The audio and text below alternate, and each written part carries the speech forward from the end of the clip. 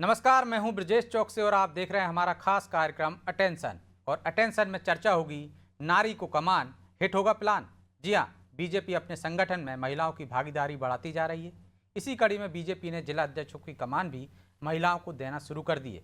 नीमच और सागर ग्रामीण में महिला जिला अध्यक्षों की नियुक्ति हुई है। अब बीजेपी के इस फैसले को महिला वोट बैंक को साधने का जरिया देखा जा रहा है, तो इधर कांग्रेस आधी आबादी को सहारे बीजेपी को घेरने की कोशिश कर रही है। लेकिन सवाल यह है कि संगठन में आधी आबादी की भागीदारी बढ़ाने के पीछे बीजेपी का क्या प्लान है? क्या नारी को कमान देने का प्लान हिट होगा? आज चर्चा इन्हीं सवालों के आसपास करेंगे, लेकिन पहले देखिए रिपोर्ट।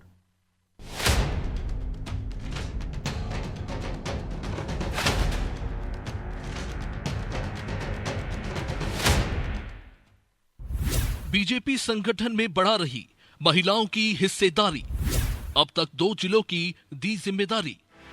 बूथ समितियों और मंडलों में महिलाओं को जिम्मेदारी देने के बाद बीजेपी ने जिला अध्यक्ष की कमान भी महिलाओं को सौंपनी शुरू कर दी है। पार्टी ने नीमच में वंदना खंडेलवाल को जिला अध्यक्ष बनाया, तो सागर ग्रामीण की कमान रानी पटेल को दी है। अब बीजेपी संगठन में महिलाओं की बढ़ती हिस्सेदारी के मायने भी निकाले जा रहे हैं। कहा जा रहा है कि बीजेपी महिलाओं को संगठन में जगह देकर प्रदेश की आधी आबादी के बीच अपनी पकड़ को और मजबूत करना चाह रही है। हालांकि महिलाओं को कमान देने पर बीजेपी का तर्क अलग है। भारतीय जनता पार्टी माननीय प्रधानमंत्री जी के दिए हुए मंत्र सबका साथ सबका विकास, इस पर लेकर के काम कर रही है। तो मध्य प्रदेश में पिछली बार की कार्यकारिणी में 1 जिले की अध्यक्ष हमारी बहन थी और अभी इस बार 2 की घोषणा हो गई है। और लगातार हर वर्ग का सहयोग मिले, सबका साथ सबका विकास के उस मंत्र को हम पूरा करने का काम मध्य प्रदेश में, चाहे अनुसूचित जाति हो, अनुसूचित जनजाति हो, बहन महिलाओं हो, सबका समावेश करते हुए एक मजबूत मध्य प्रदेश बनाते हुए हम आगे बढ़ना चाहते हैं। अब बीजेपी ने अपने संगठन में आधी आबादी की भागीदारी बढ़ाई है, तो निश्चित ही इसके पीछे भी उसकी कोई सोच रही होगी, या यूं कहें कि कोई प्लान होगा। जाहिर है कि कुछ महीने पहले मोहन सरकार ने सरकारी नौकरियों में महिलाओं का आरक्षण बढ़ाया था। वह महिलाओं की हिस्सेदारी बढ़ाने के फैसले को कांग्रेस राजनीतिक चश्मे से देख रही है। उसने फिर आधी आबादी के सहारे बीजेपी को घेरने की कोशिश की। आज तक मध्य प्रदेश में कोई अध्यक्ष जो है वो महिला क्यों नहीं बनी? ये सब सवाल हैं। अब आप आई वॉश करने के लिए और नारी शक्ति को जो है वो दिग्भ्रमित करने के लिए अगर आप कहें, तो मैं समझता हूं कि नारी बहुत समझदार है, हमारी मातृशक्ति बहुत समझदार है और वो जानती है कि जब आप ये सब आप क्यों कर रहे हैं, क्योंकि आगे आने वाले समय में 30% महिलाओं को आरक्षण मिलने वाला है और जब वो आरक्षण मिलेगा तब आपके पास महिलाएं हैं नहीं। तो आज ये आपकी मजबूरी बन गई है कि अब महिलाओं को आप भागीदारी सुनिश्चित करें। यूं तो कांग्रेस और बीजेपी में सांसद, विधायक समेत राष्ट्रीय और प्रदेश स्तर पर महिलाओं की जिम्मेदारी पहले से ही पार्टियों ने दी रखी है, लेकिन बीजेपी अब जमीनी स्तर से ही महिलाओं की भागीदारी बढ़ाकर अपने आप को और मजबूत करने का काम कर रही है। वही महिला वोट बैंक को भी साधे रखने में इससे मदद मिलेगी। खैर, बीजेपी की ये रणनीति आने वाले दिनों में उसे कितना फायदा पहुंचाएगी? क्या कांग्रेस भी अपने संगठन में महिलाओं की हिस्सेदारी बढ़ाने पर विचार करेगी? अब ये देखना दिलचस्प होगा। ब्यूरो रिपोर्ट, अनादि टीवी।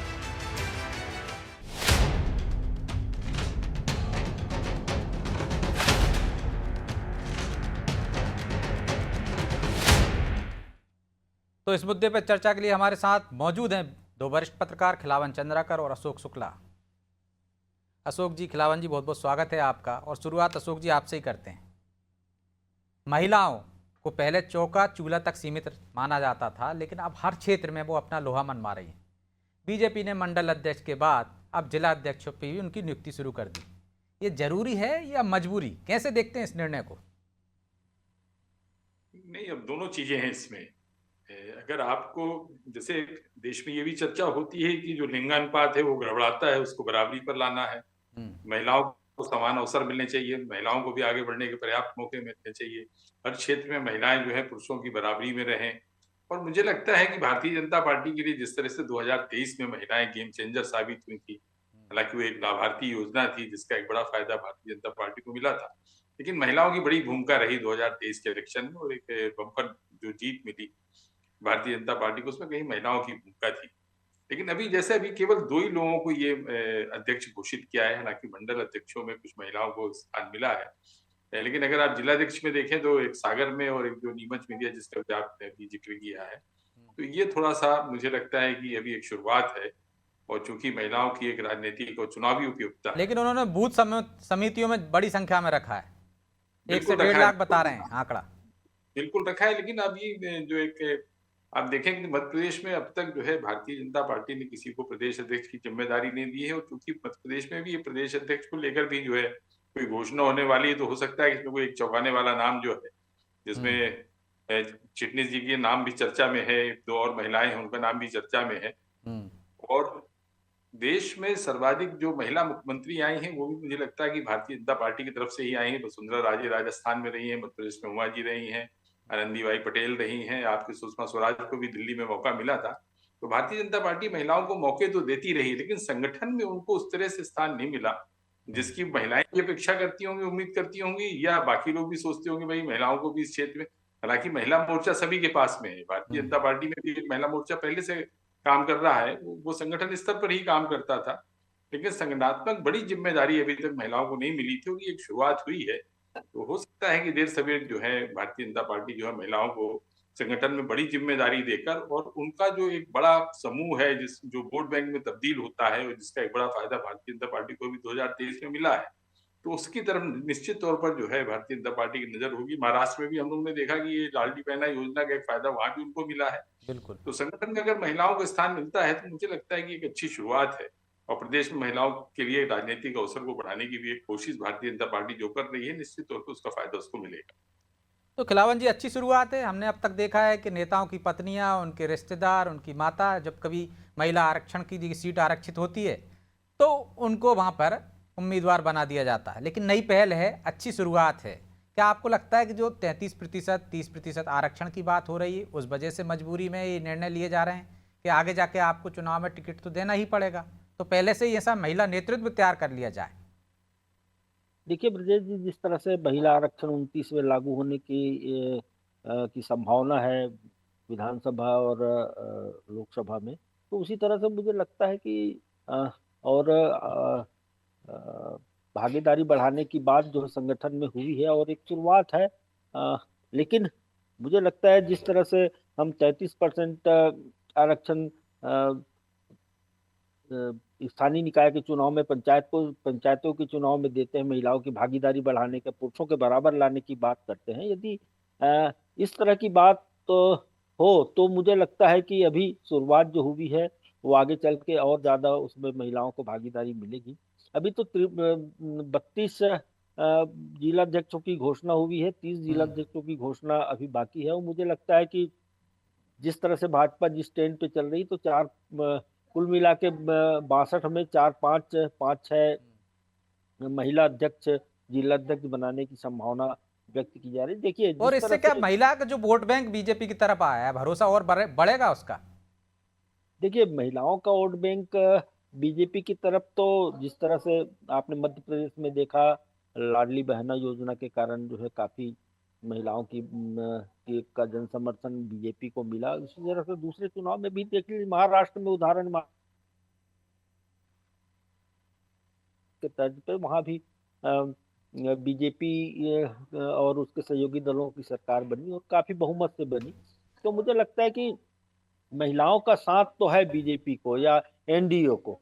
तो जिस तरह से बीजेपी यहाँ संगठन में भी इस पैटर्न को दोहराने का प्रयास कर रही है, तो मुझे लगता है कि अभी अशोक जी ने भी इस बात की चर्चा की कि महिला अध्यक्ष को लेकर के भी चर्चा शुरू हुई थी कुछ दिन पहले।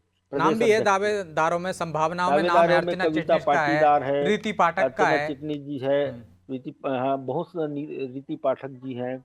ऐसे 3-4 महिलाओं के नाम लगातार सामने आ रहे हैं। तो मुझे लगता है कि हो सकता है इस तरह का प्रयोग भी मध्य प्रदेश में हो, और क्योंकि मध्य प्रदेश देश का दिल है और यहाँ से जो संदेश जाता है वो न सिर्फ दिल्ली, और यहाँ प्रयोग करती भी रही है बीजेपी लगातार, चाहे युवा अध्यक्ष देने का हो, प्रयोग करती रही इस तरह की। तो मुझे लगता है कि ये शुरुआत है, और इस शुरुआत को यदि बहुत शिद्दत तरीके से प्रयास करके अमली जामा पहनाया जाए तो मुझे लगता है बहुत सारे महिलाओं को प्रतिनिधित्व मिल सकता है। और हम जो हमारी जो सोच है या राजनीतिक दलों की जो सोच है कि महिलाओं की भागीदारी बढ़ाना चाहिए, तो उस सोच में जो है एक मील का पत्थर इस तरह के प्रयास शामिल हो सकते हैं। जी। लेकिन ये अशोक जी, बीजेपी इस तरफ कदम बढ़ा रही है, चाहे मंडल अध्यक्षों की बात करें, जिला अध्यक्षों की बात करें, और जो संभावनाओं की आपने भी जिक्र किया, खिलावन जी ने भी जिक्र किया कि हो सकता है प्रदेश अध्यक्ष भी महिला बन जाए, तो क्या कांग्रेस सिर्फ इतना कह देने भर से कि महिलाओं को दिग्भ्रमित कर रही है, महिला अध्यक्ष नहीं बनाई है, इससे काम चल जाएगा? उसको भी अपनी रणनीति में बदलाव करना होगा, क्योंकि महिलाएं अभी तक उस पर भरोसा ज्यादा नहीं कर पाई हैं बीजेपी की तुलना में। देखिए, कांग्रेस में तो जो सोनिया गांधी थी वो लंबे समय तक जो है इसकी अध्यक्ष ही नहीं, राष्ट्रीय अध्यक्ष रही है। लेकिन इसके चलते ऐसा तो नहीं हुआ कि उनको महिला वोटों का कोई बड़ा फायदा मिला हो। महिलाएं केवल इस आधार पे किसी दल से नहीं जुड़ेंगी कि वहां पे किसी को जिलाध्यक्ष बना दिया गया है या किसी को प्रदेश अध्यक्ष बना दिया गया है। राजनीतिक अवसरों को जब तक उनको आप उनकी राजनीतिक महत्वाकांक्षा आप पूरी नहीं करते हैं। अभी आप देखिए, जब टिकटें बढ़ती हैं तो अभी कितनी टिकटें मिली हैं। मुझे लगता है कि शायद बीजेपी ने 22 या 23 महिलाओं को टिकट दिया था, ये 10% है। और इसी तरह से कांग्रेस ने भी दिया था, हालांकि बीजेपी की ज्यादा महिलाएं जीत कर आई हैं। और जो कांग्रेस में जीत के आई हैं उनकी भी कुछ संख्या होगी, अभी मुझे ठीक ठीक उनके आंकड़े नहीं है। लेकिन जब तक आप महिलाओं की राजनीतिक महत्वाकांक्षा पूरी नहीं करते तो महिलाओं का आकर्षण राजनीति के प्रति कम होगा, धीरे धीरे बढ़ेगा। ये जरूर भारतीय जनता पार्टी कर रही है, अगर उनको कोई स्थान दे रही है सेक्रेटरी में, उनको जिला अध्यक्ष बनाया जा रहा है, तो धीरे धीरे इनका कार्यक्षेत्र बढ़ाने की, जो राजनीतिक कार्यक्षेत्र बढ़ाने की जो कोशिश बीजेपी कर रही है, निश्चित तौर पर जो है वो सराहनीय है। और महिलाएं महिलाओं को आकर्षित करेंगी, ये थोड़ा सा भविष्य की बात होगी। ये देखना होगा कि महिलाएं महिलाओं को कितना आकर्षित करती हैं।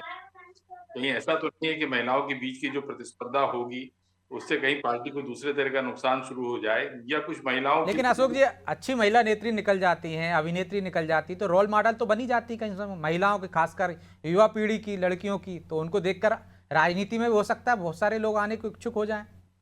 उमा भारती को जो है युवा मोर्चे का राष्ट्रीय अध्यक्ष बनाया गया, 2 बार अध्यक्ष बनाया गया। आज उमा भारती की क्या स्थिति है पार्टी? पंकजा मुंडे को भी जो है युवा मोर्चे का राष्ट्रीय अध्यक्ष बनाया गया था। महिलाओं को आप देखिए ना, महिलाओं को मौके तो दिए भारतीय जनता पार्टी ने। आनंदीबाई पटेल को कितने समय तक मुख्यमंत्री बना के रखा गया। मध्य प्रदेश में आप उमा जी को आप बताइए कितने समय तक उनको मुख्यमंत्री बनाकर रखा गया। सुषमा स्वराज को केवल 3 महीने 4 महीने के लिए दिल्ली का मुख्यमंत्री बनाया गया था।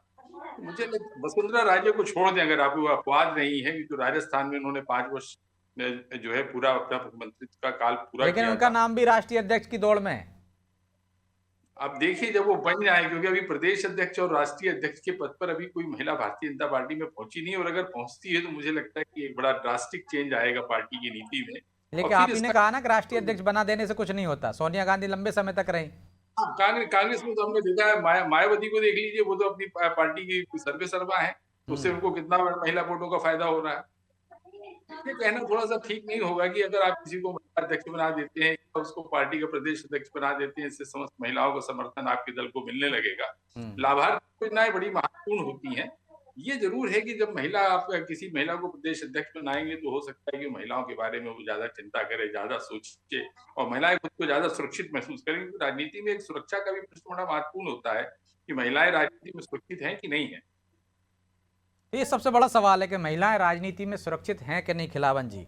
और ये भरोसा जिस पार्टी की तरफ से जाएगा महिलाओं को, निश्चित तौर पर उससे जुड़ेंगी।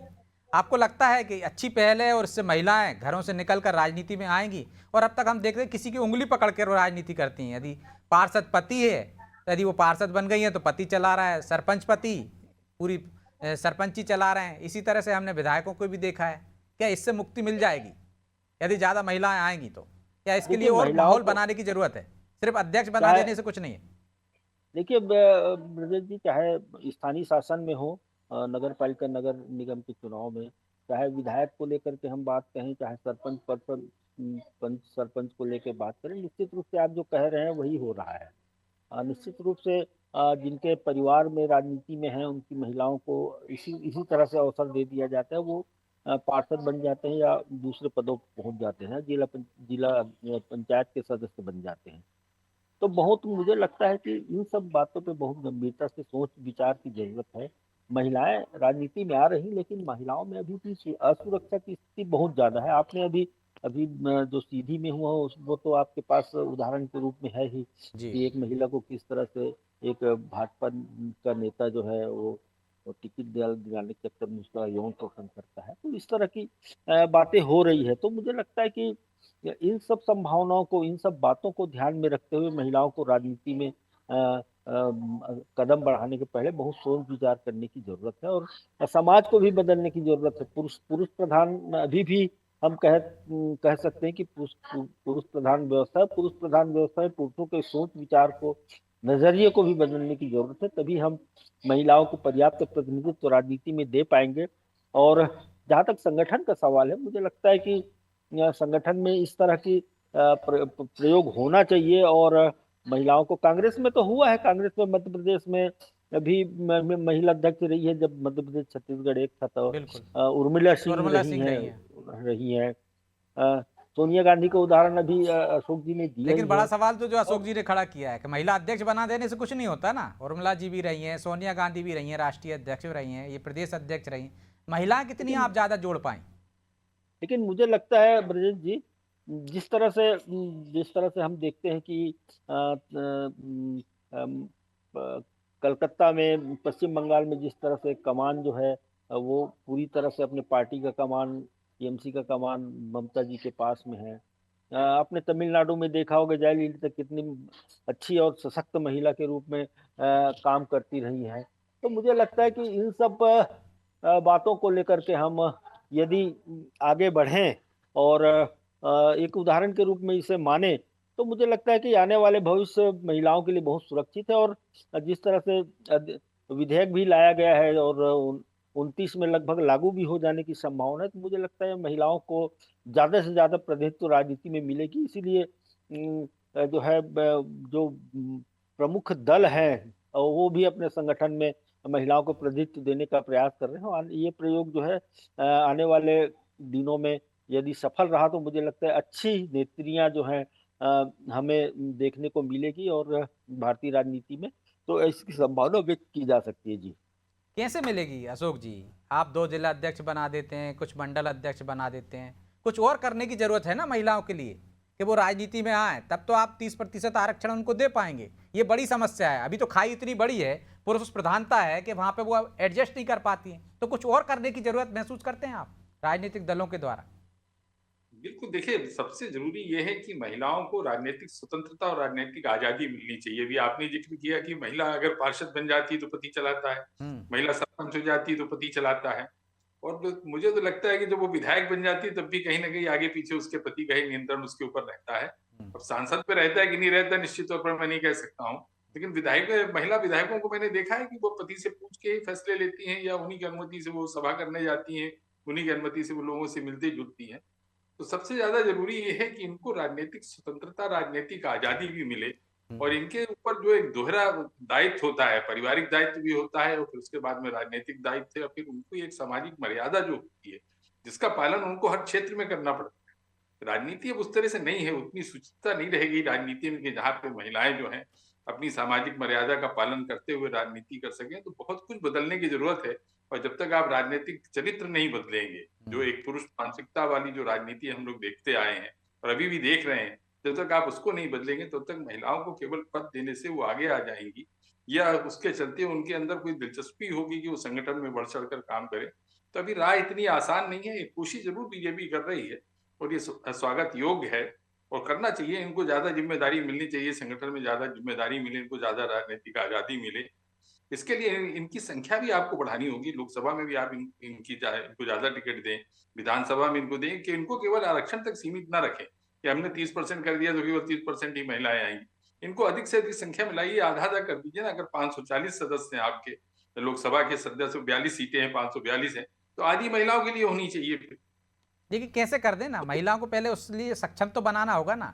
हमने देखा है जनपद अध्यक्ष महिला होती है, पति कुर्सी पे बैठे रहते हैं, बाकायदा मीडिया से संवाद करते हैं, अधिकारियों से संवाद करते हैं, काम का निरीक्षण करते हैं, भूमि पूजन करते हैं। तो पहले ऐसा नहीं होना चाहिए कि नीचे से ट्रेनिंग दी जाए कि भाई इस तरह से महिलाएं अपने कम से कम एक जो संकोच है वो तो दूर हो सके, भागीदारी कर सकें। विधानसभा में हम देखते हैं महिला विधायक हैं, कितने सवाल करती हैं, क्या उनका एक अलग से ट्रेनिंग प्रोग्राम नहीं चलाना चाहिए? सांसद बिल्कुल चलाना हैं तो क्यों नहीं चलाना चाहिए? तब तो वो सक्षम होंगी, तब तो आएंगे आगे। नहीं, मैं शुक्ला जी। आपकी बात से सहमत हूं, इसीलिए तो मैं कह रहा हूँ इनको राजनीतिक स्वतंत्रता मिलनी चाहिए। जब तक इनको राजनीतिक और सामाजिक स्वतंत्रता नहीं मिलेगी, तब तक इनकी राजनीतिक महत्वाकांक्षा भी पूरी नहीं होगी और ये अपना प्रदर्शन भी उस तरह से नहीं कर पाएंगे जिसकी जरूरत है। तो खिलावन जी, जरूरत तो बहुत कुछ है, लेकिन वो जरूरत पूर्ति होती नहीं दिख रही। क्या सिर्फ सियासत के लिए यही एक जरिया है, या कांग्रेस कह रही है कि वो अध्यक्ष बना दें, बीजेपी कह रही है कि हम जिला अध्यक्ष बना रहे हैं, मंडल अध्यक्ष बना रहे हैं, कुछ तो प्लान रहा होगा ना पार्टी का। देखिए, राजनीतिक दलों का कोई भी प्लानिंग रहती है, राजनीतिक दलों की कोई भी मंशा रहती है, पूरी तरह से महिला वोटर्स को साधने के दृष्टिकोण से उठाए जाते हैं कदम।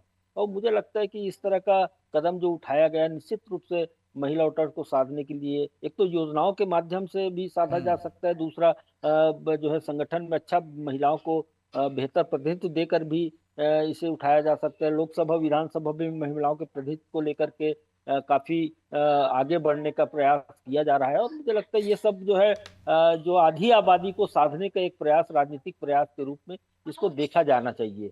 और मुझे लगता है कि जिस तरह से अशोक जी ने कहा कि निश्चित रूप से राजनीतिक शुचिता का अभाव लगातार होता जा रहा है। ऐसे में महिला नेत्रियों की सुरक्षा, महिला जनप्रतिनिधियों की सुरक्षा को लेकर के, उनके सम्मान को लेकर के, उनके राजनीतिक भविष्य को लेकर के और उनकी स्वतंत्रता को लेकर के कई तरह के प्रश्न चिन्ह उठाए जा सकते हैं। आपने भी उठाया, वो अशोक जी ने भी कहा, तो मुझे लगता है निश्चित तौर पे यदि पार्षद पति बने रहेंगे जब तक, विधायक पति जब तक एक जिंदा रहेंगे, या तब तक जो है मुझे लगता है कि महिलाओं को प्रतिनिधित्व देने की बात जो लगातार की जा रही है, ऐसे में न कोई जो है सुषमा स्वराज बन पाएगी, न कोई ममता बनर्जी बन पाएगी, न कोई जयललिता बन पाएगी, और न कोई पंकजा मुंडे की तरह से राजनीति के शिखर पर आगे बढ़ने का प्रयास करेंगे। और इसी तरह से वसुंधरा राजे सिंधिया को लेकर के भी बात कही जा सकती है। तो मुझे लगता है कि इन सब के लिए जरूरी है कि महिलाओं को स्वतंत्रता दी जाए, महिलाओं को राजनीतिक रूप से सशक्त बनाया जाए। उन्हें प्रशिक्षण की बात भी कही गई है। प्रशिक्षण, मुझे लगता है कि महिला नेत्रियों को राजनीतिक प्रशिक्षण की जरूरत है। जिस पद पर वो आसीन होती है, उस पद पर वो बेहतर, और सबसे पहले तो आपको उनका माहौल ऐसा देना होगा उनको कि पार्टी में वो आए, राजनीतिक दलों से जुड़ सकें, जिसकी सबसे पहले कमी महसूस होती है। बहरहाल समय इजाजत नहीं देता, इसलिए चर्चा को यहीं विराम देंगे। आप दोनों का बहुत बहुत धन्यवाद। तो एक सबसे बड़ी बात, क्या आप उनको ऐसी आज़ादी दे रहे हैं क्या, ऐसी स्वतंत्रता दे रहे हैं क्या, ऐसा माहौल दे रहे हैं क्या कि वो राजनीतिक दलों से जुड़ सकें, वहाँ पे अपने आप को सुरक्षित महसूस कर सकें, तब कहीं जाके आगे बढ़ेंगी। यदि आप टिकट ऐसे लोगों को दे रहे हैं जो राजनीतिक परिवार से जुड़ी हुई हैं, सिर्फ आपने आरक्षण कर दिया, तो आपका उद्देश्य सफल नहीं होगा। और महिला अध्यक्ष बना देने से या उसको जिम्मेदारी दे देने से ही सिर्फ महिलाएं राजनीतिक दलों से नहीं जुड़ेंगी। उसके लिए सबसे पहले उनको विश्वास में लेना होगा, उन्हें भरोसा होना चाहिए कि वो जिस राजनीतिक दल से जुड़ रही हैं वो ज़्यादा उनके लिए सुरक्षित है, महफूज है, और वो वहाँ स्वतंत्रता से, अपनी आज़ादी से निर्णय ले सकेंगी, ना कि उनके निर्णय कोई और लेगा। तो इसके लिए राजनीतिक दलों को विचार करने की जरूरत है, और उम्मीद है कि आधी आबादी अपना पूरा हक आने वाले समय में ले सकेगी। बहरहाल अटेंशन में आज इतना ही। मुझे दीजिए इजाजत और आप देखते रहिए अनादि टीवी। नमस्कार।